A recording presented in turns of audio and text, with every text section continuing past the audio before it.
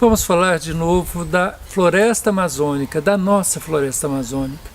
Deus sabe como eu gostaria de estar falando aqui das belezas que nos encantam a todos, da rica biodiversidade que a gente tem, daquilo que a gente conhece e daquilo que a gente não conhece ainda.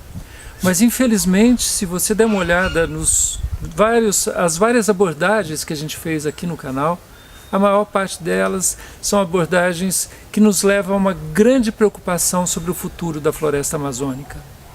Recentemente, agora no mês de julho de 2020, por esses dias, eu vi um resultado de imagens de satélites. Às vezes em alguns vídeos, quando eu falo da destruição da floresta amazônica, tem gente que fala assim, mas em que confiar, né?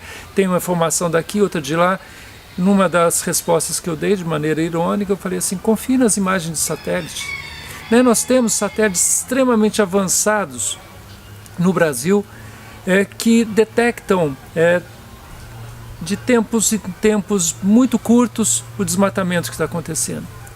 Que é um programa chamado DETER, que detecta imediatamente aquilo que está acontecendo, que apontou agora que o desmatamento da Amazônia nesse último ano, de julho para julho, do ano passado para esse ano, foi de 10 mil quilômetros quadrados.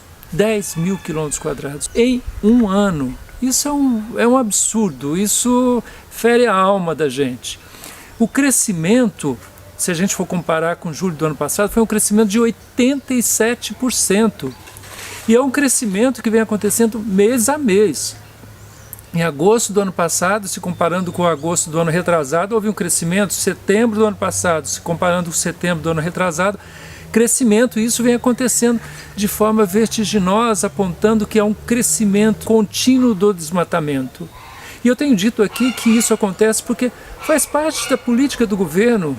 Quem não ouviu o presidente da República dizendo que ele potencializou as queimadas da Amazônia? Ele entende, do ponto de vista ideológico, que a exploração da floresta amazônica tem que se dar assim, derrubando-a, avançando a fronteira da agropecuária, sobretudo da pecuária, possibilitando a mineração, sobretudo aquela ilegal, legalizando as terras griladas. Então, assim, faz parte dessa política de governo e isso nos assombra. Esse sistema, o DETER, é um sistema que capta o desmatamento de momento, mas o outro sistema, o PRODES, ele detecta com mais precisão ao longo do tempo. E segundo as estimativas, 10 mil quilômetros quadrados, quando o PRODES fizer a sua avaliação de imagens, isso deve aumentar para 13, 14 mil quilômetros quadrados. É uma coisa verdadeiramente absurda. A última reação por parte do governo é negar que isso não existe, que isso não está acontecendo, que o aumento do desmatamento não está acontecendo. É um verdadeiro absurdo. Eu fiz há pouco tempo aí um vídeo, vou colocar um link aqui para vocês, um card, mostrando a reação do mundo, sobretudo do ponto de vista econômico. As principais instituições financeiras do mundo estão deixando de investir no Brasil por conta do desmatamento, da falta de compromisso com a conservação ambiental. A gente tem visto parlamentos de vários países componentes da União Europeia dizendo que não vão ratificar o acordo que levou 20 anos para ser elaborado, um acordo comercial entre a União Europeia e o Mercosul. Eu não sei onde a gente vai parar, sinceramente. A minha única esperança é que, do ponto de vista das pressões comerciais, este governo mude a sua relação, não apenas para com a floresta amazônica, mas com o meio ambiente de uma forma geral, que tire esse ministro que está lá para poder destruir todas as políticas que foram desenvolvidas ao longo de décadas, políticas que foram enaltecidas, inclusive internacionalmente, pelos compromissos ambientais que elas representavam. Esse ministro acabou com o Ministério do Meio Ambiente, com as estruturas de fiscalização do IBAMA. Esse ministro foi lá para destruir.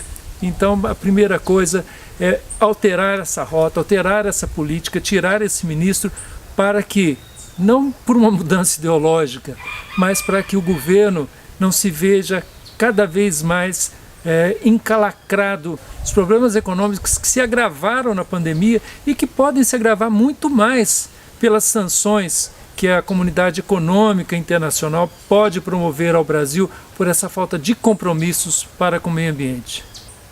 faço esse vídeo, olha, com amargura, porque é ruim a gente ficar passando informações como essa. Como disse no começo, gostaria de estar aqui enaltecendo as qualidades da nossa floresta amazônica, do nosso patrimônio, o patrimônio da humanidade, a maior floresta tropical do mundo, que guarda a maior biodiversidade, e está dizendo sobre as descobertas que estariam sendo feitas na floresta, sobre as ações de sustentabilidade promovidas no sentido da sua exploração racional.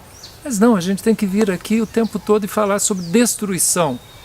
Mas temos que falar porque é uma forma de denúncia, e uma denúncia que pode, de alguma maneira, se ela se ampliar, não através desse canal tão somente, que é um canal pequeno, mas assim, se esse tipo de atitude de denúncia for tomada por organizações não governamentais, por governos, e essa denúncia começar a gerar, de fato, medidas de pressão ao governo, talvez a gente tenha algum resultado antes que seja tarde demais.